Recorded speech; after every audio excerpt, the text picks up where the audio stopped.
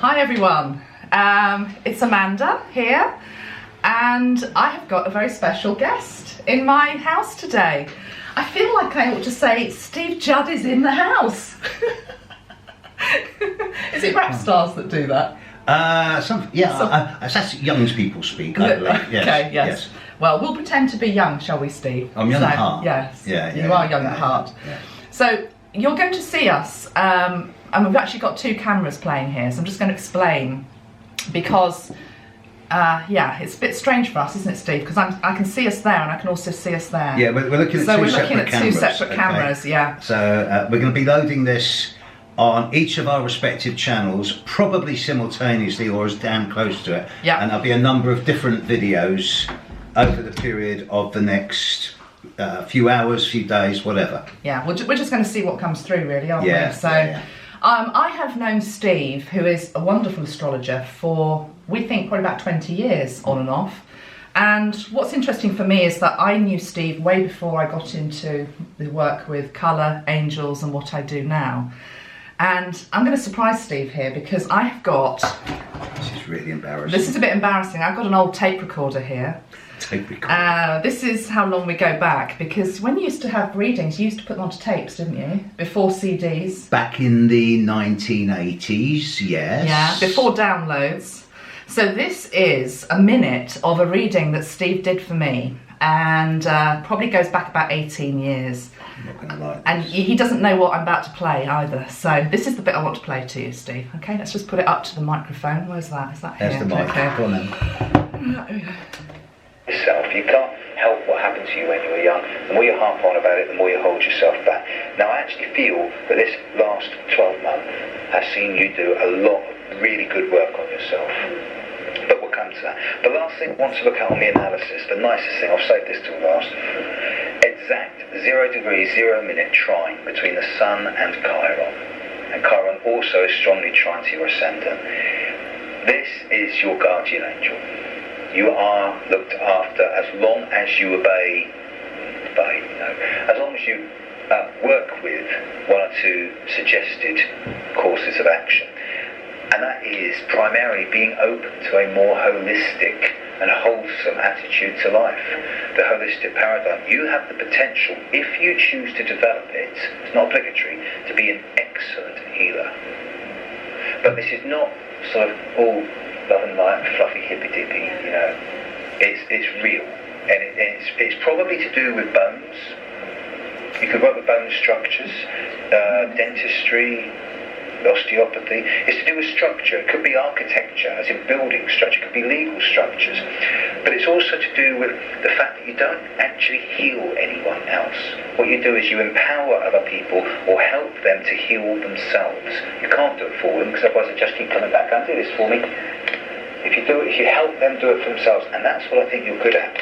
And the more you experience in life, the more... So that's the relevant bit, Steve. And to be honest, you're shaking your head, but I think it's spot on, because I work with the energy of Archangel Metatron, and it's probably one of the most structured energies out there, because Metatron works, it's him behind us, works with the Platonic solids, works with sacred geometry, works with the language of colour.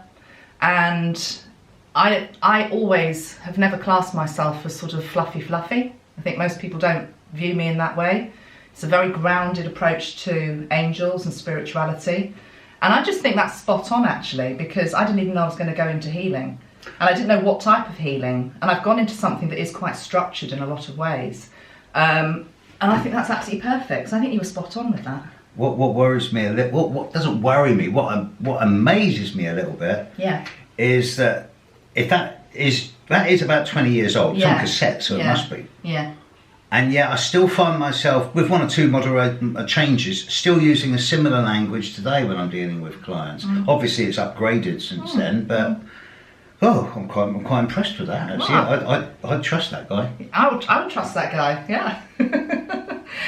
So I'm going to ask you. Let's go back to basics, Steve. Why astrology as opposed to any of the other modalities that are out there? Because at dinner last night we were talking about how many different modalities are there, and you know, I've chosen mine, and you are a master in your field with regard to astrology. So why Why astrology? What was it about that medium, do you think, that interested you when you started off? I think in this particular instance, I'm going to give you the default answer. Okay. Because unlike any other form of divinatory art, Yeah. which most of the rest of them are based, if not 100%, then primarily on intuition, astrology is a mixture of mathematics, geometry, symbology, and intuition, with more than a little psychology thrown in. And if you can't do all of them, you can't do astrology. And so it's not just an art form, it is also a quasi-science because of the maths. Yeah. And the core tenet of interpreting horoscopes, not astrology, but interpreting horoscopes, is pattern recognition. And if you can't do that, you can't do astrology. So when you see patterns, you get an intuitive, but also an experiential recognition of what that pattern means. Okay. And these patterns are themed? Very much so. Very much so.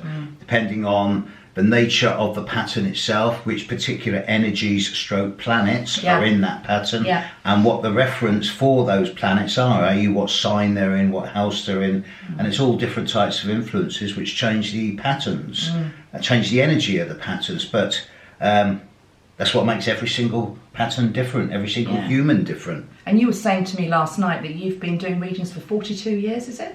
Am I right in remembering that? No, I've been studying astrology for 42 years. Okay. I've been doing readings since 1982. Okay, well, it's pretty impressive. So I've been doing readings 37 years. Okay, well, give or take a few years. Yeah. So what keeps it fresh for you? So you've got a new client that comes to you. What is it that... The fact that it's a completely different chart. Every chart is different. So you never stop learning. Yeah. And that's the beauty. You know, I'm scratching the surface and I've been doing it 40 years. Yeah. You'll never learn it all. I love that as well with what I do, because you're absolutely right. Really, masterhood, it's such an old term, because no one's a master of anything, really, are they? Because in one lifetime, in one incarnation, we can only ever scratch the surface of whatever actually we choose to look at. But some are better at it than others, and you are very good at what you do. And also, that story you sent to me last night, can you just talk about the thing about when people choose what star sign they'd like to be, and then the one that they don't want to be? Because we're in the latter camp, aren't we? I used to run. I used to be part of a collective that used to run outdoor astrology camps for anything up to from anywhere from 100 to 400 people. Yeah. Out in the Forest of Dean in the Welsh English border back in the late 80s through to mid 90s, and we'd have sort of 12 big telegraph poles. And we put the 12 flags of the signs of the zodiac up there, and we'd have to get everyone together and say, right, everyone run to the sign you most want to be, and then everyone run to the sign you least like to be. Yeah. And everyone would run to Leo or Sagittarius because they're seen as being the fun signs. Okay. And least people would run to Cancer, which I am. And me. And Aquarius, because Cancers are seen as quite moody and Aquarians are seen as quite disassociated or disconnected. Yeah. And obviously this is just rubbish, Yeah. but that's the way it was, and it was just fun, and it's a way of introducing people into astrology. Well, how we got onto it was, I was sort of saying to you, if you came back again in another life, well, that's debatable, isn't it, whether you want to, but if you did, what star sign would you be? And to be honest, I found it quite hard to answer that as well. Well, the only, I don't believe in reincarnation. But, you don't? No. Yeah. No, I'm really a fan of eternal life in just different forms of consciousness and different dimensional interfaces. Can you explain that a little bit more for people? Because I'm a bit confused about that. So you don't believe in reincarnation. So take me through what you feel happens after we die. Let's get into the nitty gritty, Steve. Right. Okay. For a long time, there's a part of the horoscope called the North Node. Yeah. Okay. It's brought to Britain. It's brought into Western astrology by the Theosophists in the 1890s. Alan Leo, Helena Blavatsky, people like that, McGregor Mathers. Yeah. And with it, they brought this Hindu concept of reincarnation, which comes from a culture which has been in abject poverty for centuries. Yeah. And with these people, sometimes the only hope they've got is that if they work hard this life, then maybe next life they'll be better. But that's that's from a philosophy based on a culture of abject poverty. Okay, yeah. I live in a Western society where there's a different philosophy on poverty. So when I realised that astrology is not an it, but is a she instead, at which point my concept of reincarnation and karma went out the window, same as my ideas of death and rebirth. It's all, you never die. You're alive before you're born and you're alive after you're dead. You're just in a different dimension of existence. But isn't that reincarnation? It just using No, different because language? when you die, you take your consciousness with you. Reincarnation implies being reborn.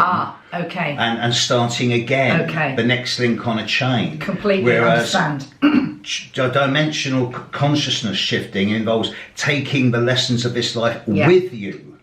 Well, and never dying. Yeah, I completely agree with you in that case. You know, we never die. No, I agree. And we take the lessons, we take the gifts, we take all that we've learned from any lifetime. And if that's true, then that implies that this is not about karma or reincarnation. Instead, it's about words like mission statement, purpose, and reason why you volunteered to come to planet Earth in the first place, why you chose to be here. Completely. And most of our lives we spend trying to remember why we volunteered to come here, and then we go, I did what? I know, what the hell did we sign up for? Why did I do this? Oh, well, let's get it done quickly then. Let's get on with it, you know. So really, what we're actually saying, what we're saying, Steve, is it's language that's tripping us up more than anything. Because now you've explained that to me, that's completely what I believe as well. Yeah. But it's just that word reincarnation. I think a lot of people bandy it around without maybe fully understanding that first bit that you've just explained.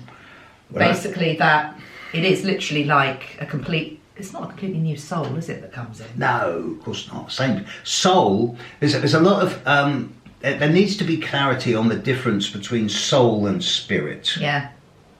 Spirit is universal.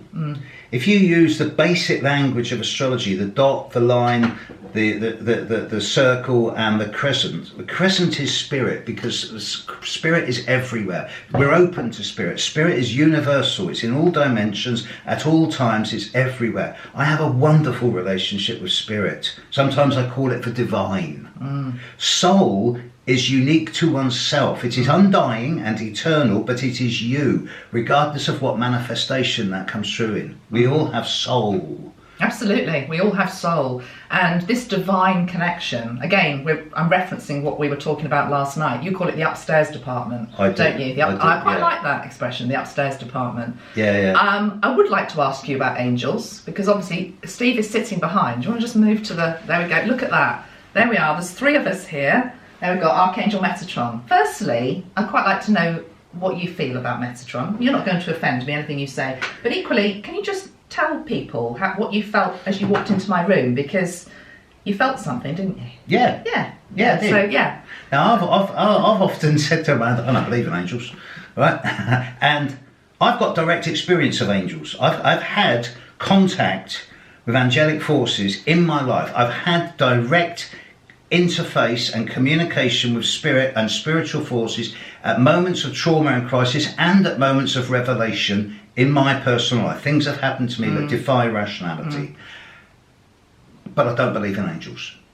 I realise that sounds like a paradox, because I don't believe in any being that has any type of superior power to me.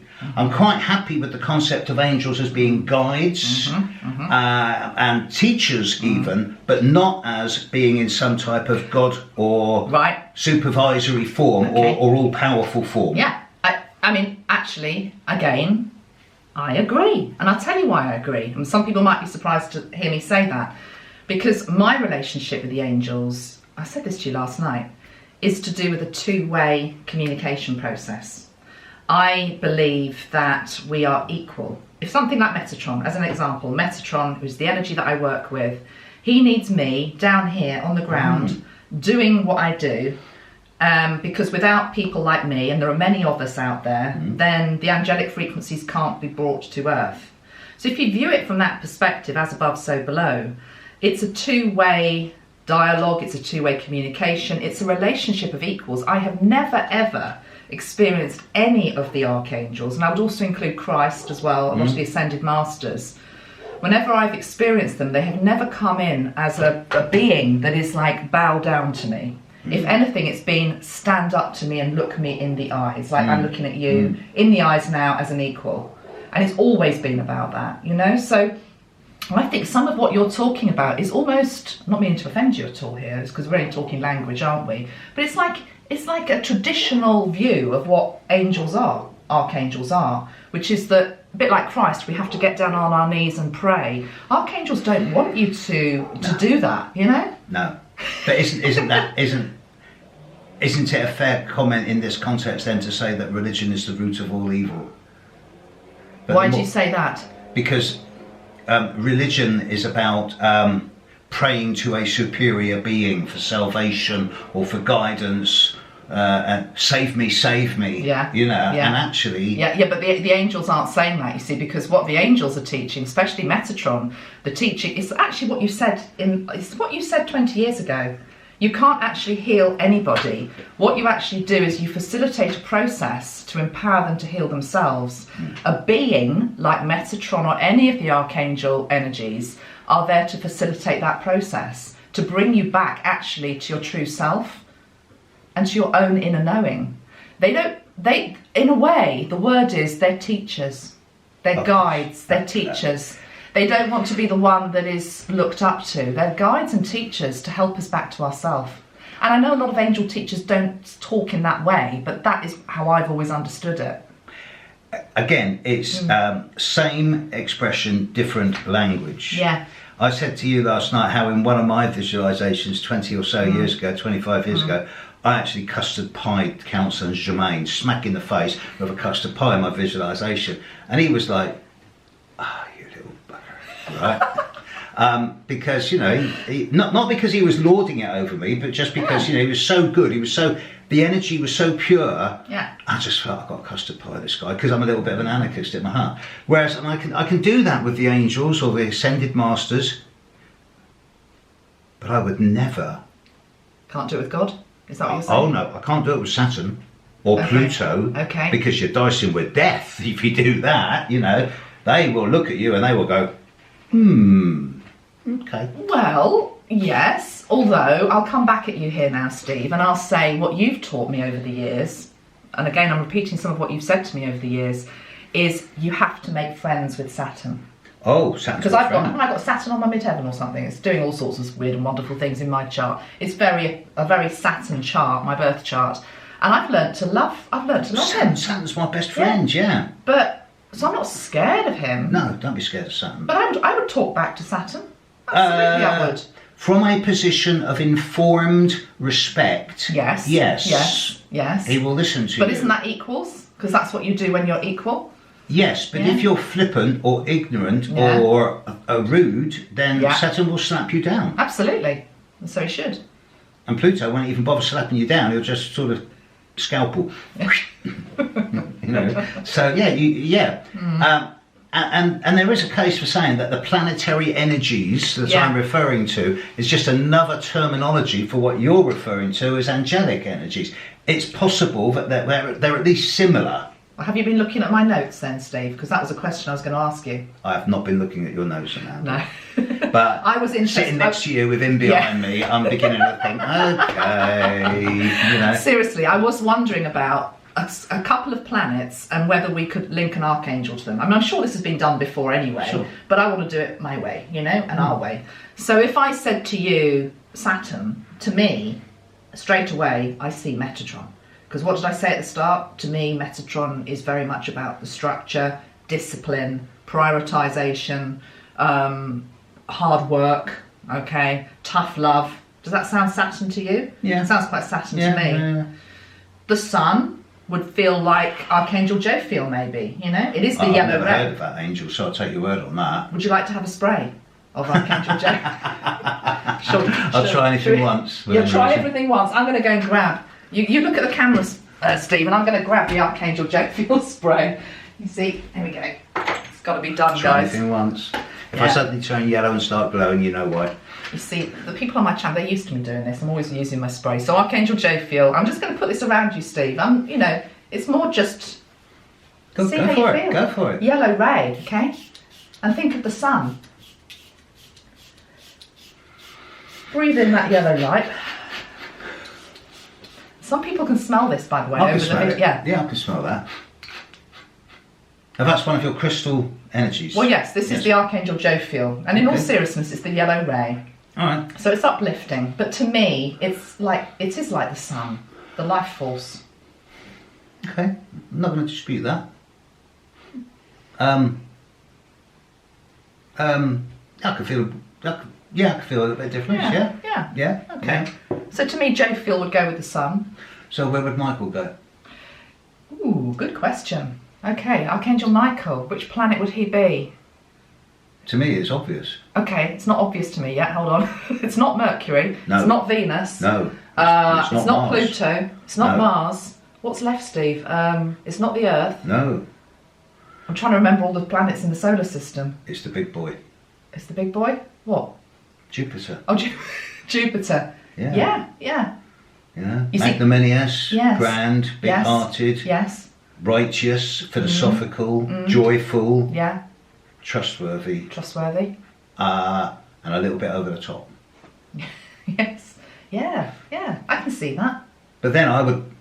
Do you work with? Is there an archangel called Gabriel? Yes. That would be the moon, you see. Would it? That would be the moon. Yeah, Gabriel is always linked into the moon's energy. Is that right? I always saw Gabriel as a bit more militaristic. Well, the thing is, I'm also linking in colours. So Gabriel goes on the white ray, so white moon.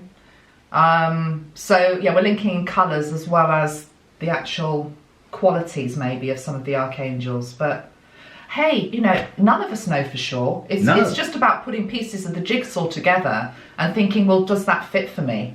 For me, Archangel Gabriel and the moon just feels like it is perfect. Tell you Feels what like it's- though, yeah. when we finished our mission down Yeah. there and we get back home and there's going to be a big party waiting for us when we get there. Yeah, yeah. And then we'll Yeah, get that yeah. moment of grace, which may only be a split second, but we'll get that moment of grace where we will know and we will understand, and then we forget onwards. it all again. And then when we come forget back. it all again when we go on to the next posting. No, we Yeah. don't. We don't really forget it, do we? No, The point- we know it, we- but we don't remember it. We know it. Yeah. We are it. Yeah. We live it. We be it. Yeah. We just don't consciously remember Yeah. it, because otherwise, what's the point of being here in the first place? Yeah, I completely agree. And it's a process of re-remembering. That's what I always say to people. What she just said, folks. What she just said. Yeah, it is, isn't it? Though it's re-remembering. re-remembering. We've done all this stuff before. Oh And God! Now, yeah. okay, yeah. Come back at me. Yeah. Oh, Yeah. Absolutely. We're running out of time. we're running out of time, so we'll say goodbye on this video, shall we? Or how should we wrap this up? This good one. question. We've got about a minute to You can wrap this up. Yeah. You see, there hasn't been a lot of planning here, but it's more just a case of getting together for the future as well, isn't it, Steve? Because we're thinking we might do something going forward. We're not sure what yet. Maybe some feedback would be appreciated. Feedback would definitely Yeah. be appreciated. The idea is that potentially once us two old buggers have got our heads around the technology, and this is where we could do with a little bit of help, then perhaps we might try this newfangled thing called streaming. Yeah, what the hell is that, Steve? What is it? Doing it live. Yeah. And having people text questions in Yes. while we're doing it. Yeah, no, we want to do that, That don't would we? be That'd good. be great. Yeah. And I actually think, I know we're running out of time, but it would be good to maybe just have one or two subjects for those. Yeah, And maybe absolutely. contentious subjects as well, because I don't mind getting, rolling up my sleeves and getting involved in some of the big subjects of the day that need to be explored. And we're going to explore one or two of them Yeah, in just a minute. we 'Cause are. we've got one or two special guest stars coming in on the next yeah, video we or have, two. yes. Okay, should we say goodbye for now then, Steve? Bye. Bye for now. Bye. See you next Bye. time. Bye.